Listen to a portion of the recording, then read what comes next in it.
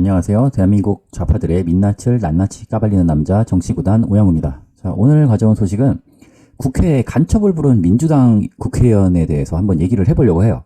이 간첩하면 또 요즘에 한 명밖에 없죠. 사실 그 국회의원 중에서는 뭐 여러 명 있지만 이렇게 대놓고 활동하는 사람은 딱 한 명이란 말이에요. 제가 저번에도 한번 소개했던 적이 있는데 바로 윤미향 의원입니다. 이 사람이 전에도 말씀드린 것처럼 뭐 보좌관도 간첩 행위로 문제가 됐었고, 그리고 본인도 조총련 행사에 참여하는 그런 모습을 보여서 비난을 받았는데, 아직도 그 버릇을 못 고치고, 그리고 아직도 자기가 국회의원이라고 막 나가도 되는 줄 알고 진짜 말도 안 되는 짓을 해버렸어요. 이게 무슨 짓을 했느냐?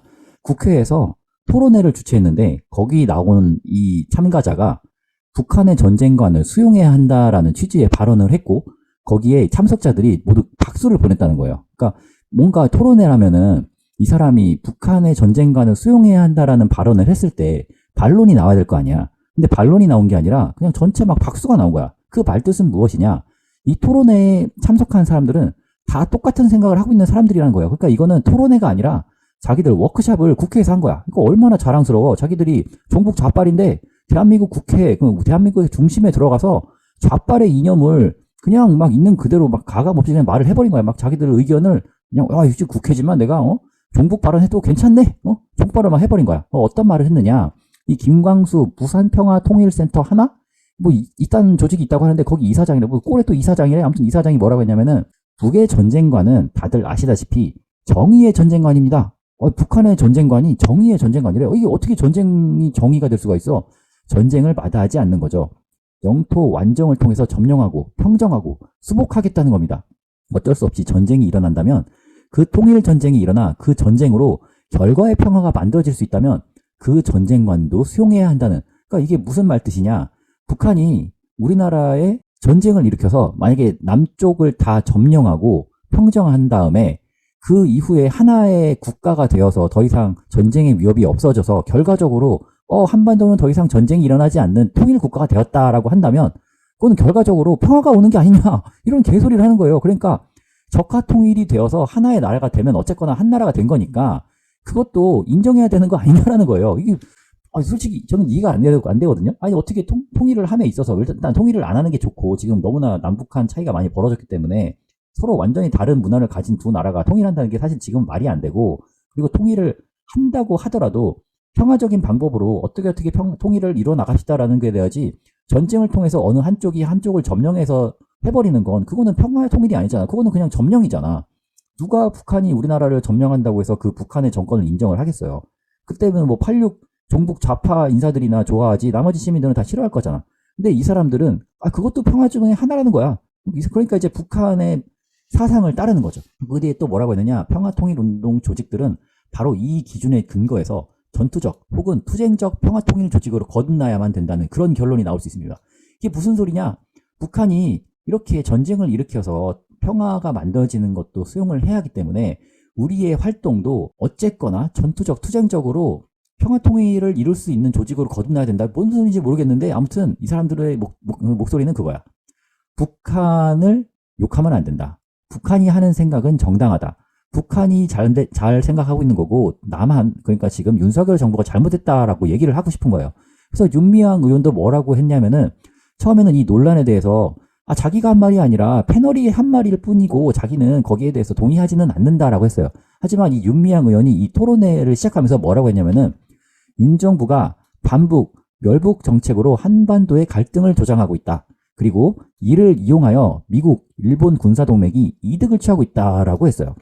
아니, 북한이 정상적인 국가라면 이런 반북, 멸북 정책을 시작하지도 않았을 거잖아요. 이게 우리에게 위협이 되지 않는 나라라면, 그래, 너희는 너희대로 살아라. 우리는 우리대로 잘 살게. 이렇게 가는데 계속 위에서 헛소리하고 뭐 미사일 쏘고 하니까 북한을 제재해야 되는 그런 상황에 직면한 것 뿐이에요. 지금 상황에서는. 그리고 한미동맹, 한일동맹이 특히나 미국에 있어서 대체 미국에 어떤 이득이 된다는 건지 사실 전 잘 모르겠어요. 주한미군이 그 트럼프 대통령 때 우리나라가 주한미군의 덕으로 전쟁을 억제하고 있으니 주한미군 주둔 비용을 한국에서도 부담하라는 소리까지 나올 정도로 미국으로서는 주한미군을 운영하는 데 있어서 큰 돈이 들어간단 말이에요. 그러니까 자기들은 북한, 중국, 러시아 이쪽에 세력을 좀 억제한다는 그런 취지로 한국에 주한미군을 둔 건데, 일본에도 주한미군이 있기 때문에 한국에는 사실 없어도 그만 있어도 그만인 상황이에요. 그런데 왜 굳이 미국이 우리나라를 통해서 어떤 이득을 취하느냐? 사실 저는 이거 잘 모르겠어요. 이득은 우리나라가 보고 있는 거예요. 사실 주한미군이 있음으로써 전쟁을 억제해주고 있잖아. 그러니까 이거는 결국에는 전형적인 종북 좌파 인사들의 마인드입니다. 그 뒤에 가서 한번 다시 설명을 할게요. 예전에도 한번 했던 얘기니까 좀 뒤에서 설명을 하겠습니다. 근데 이 윤미향이 대체 어떤 짓들을 하고 다니느냐? 일단은 최근에 조총련 행사에 참석을 했어요. 이게 간토 대지진 조선인 학살 추도회에 조총련이 주최하는 행사에 참석을 했습니다.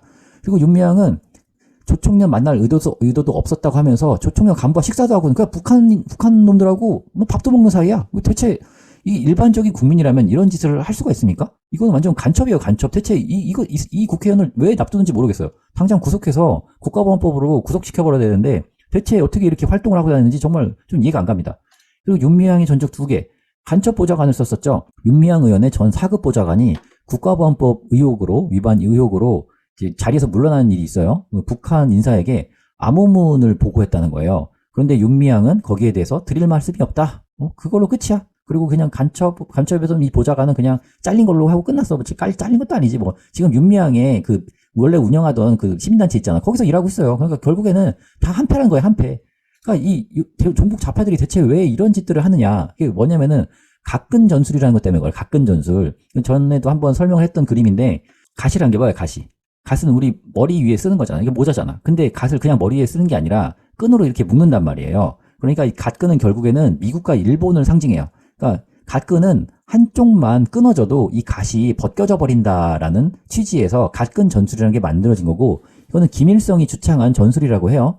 그러니까 한국을 보호하는 거는 미국과 일본이니까 어느 한쪽이라도 떨어져 나가면 이게 그냥 싹 벗겨져 버린다는 거야. 그러니까 반미 반일을 통해서 이 외세 세력을 제거한 다음에 한반도 통일을 우리 민족끼리 결정을 해야 한다. 뭐 그런 취지에서 말한 게 가근 전술이고, 이는 주체 사상하고도 또 맥을 같이 하죠. 주체 사상은 우리 스스로가 우리 민족의 일은 스스로 결정한다는 사상처럼, 야, 머리를 지키고 있는 이 갓 다 치워버리고 다이다이로 남한과 북한이 한번 뭐 싸움을 하든 뭘 하든 해보자. 이게 바로 가근 전술과 주체 사상이란 거예요. 그러니까 이 가근 전술에 의하면 반미 활동 그리고 반일 활동이 전부 다 북쪽 세력에 의해서 조장되고 있다라고 볼 수가 있는 거예요. 그러니까 위안부 할머니의 활동도 우리는 이제는 이거를 좀 좋은 시선으로 바라볼 수가 없어. 처음에는 이 사람이 위안부 할머니를 위해서 활동을 하는 것이 정말 이 위안부 할머니들을 위해서 그런 거라고 사람들이 봤기 때문에 또 비례대표를 줘서 국회의원에 당선되게 해준 건데, 지금에 와서 보니까 이렇게 종북 활동을 하는 걸 보니까 이 반일 활동이 과연 순수한 활동인가라는 그런 의문을 갖게 됐어요. 그래서 이 반일 활동이 가근 전술의 일환이 아닐까라고 생각을 할 수밖에 없는 거죠. 왜냐하면 이 사람은 할머니들 돈도 횡령해서 재판을 받고 있고, 그리고 계속 종북 활동을 하고 있잖아. 아니, 조총련 간부를 만나서 밥을 먹고 오는 사이면 대체 얼마나 높은 간첩이에요? 굉장한 간첩이에요, 제 생각에는. 그리고 이 정의기억연대 활동이 물론 할머니들의 한을 풀어준다는 측면에서는 뭐 하지 말라고까지는 안 하겠지만, 기본적으로는 한일협정에 반하는 행동이에요. 왜냐하면 한일협정을 통해서 이 박정희 대통령 시절에 한일협정을 통해서 일본으로부터 돈을 받았고, 그리고 또 일본으로부터 차관을 받았단 말이에요. 그러니까 일본에게 돈을 받으면서 이제 한국과 일본의 관계에 대해서 한번 재정립하는 그런 시간을 가졌단 말이야. 그러니까 언제까지나 우리나라가 일본을 적대시하고 하는 것은 우리나라 자체에도 이익이 될 것이 없기 때문에 한일협정을 통해서 받을 수 있는 건 최대한 받아낸 후에 그 돈을 통해서 우리나라의 경제 발전을 일으켰던 게 우리나라 역사예요, 역사. 그거는 부정할 수 없는 사실입니다. 박정희 대통령 시절에 처음에는 우리나라가 얼마나 찢어지게 가난하게 살았어요. 그때는 북한이 우리나라보다 훨씬 더 잘 살았단 말이에요. 그런데 박정희 대통령이 경제개발 5개년 계획을 세우면서, 그리고 수출 장려 정책을 통해서 뭐 수출 100억 불 돌파 막 이런 걸 그냥 할 수 있었던 게 아니에요. 이런 외국으로부터의 차관, 뭐 베트남전 참전을 통한 미국의 원조, 그리고 파독 광부와 파독 간호사들의 외화벌이, 그리고 중동 특수를 이용한 그 중동 대형 건설 수주를 통해서 수출 금액을 늘리고 외화를 벌어들임으로써 우리나라가 발전을 하기 시작한 건데, 그 발전의 근간에는 이 한일협정을 통한 이 차관과 이 원조금에도 큰 힘이 됐단 말이에요. 근데 이거는 한일협정을 그러니까 일본 정부 입장에서는 그거지. 옛날에 박정희 시절 1960년대 70년대에 우리가 이미 한일 합방에 따른 식민지에 대한 피해 보상은 다 해준 것이라고 생각을 했는데, 계속해서 다른 조건을 내걸면서 다른 이야기를 하면 자기들 정부 입장에서도 할 말이 없다라고 하는 거예요. 이거는 뭐 일본을 옹호하는 게 아니라 국가 간의 협정을 너무 가볍게 여기는 것이 아닌가라는 그런 걱정 어린 저의 의견입니다. 아무튼 이 윤미향 의원이 국회에서 간첩성 발언을 하는 사람을 끌어들여서 토론회를 개최해서 그런 발언들을 여과 없이 드러내고 있다는 게 정말 저는 우려스러워요. 아니 이렇게 간첩 활동을 해도 대한민국에서는 간첩 활동을 해도 괜찮나 보다 하고 간첩이 점점 더 늘어나면은 나중 가서는 야 나도 제도했는데 나는 왜 그런 말 못해 뭐 이런 식이 될까봐 좀 우려스럽습니다. 자 오늘 여기까지 하고 다음 시간에 또 다른 소식으로 찾아뵙도록 하겠습니다. 감사합니다.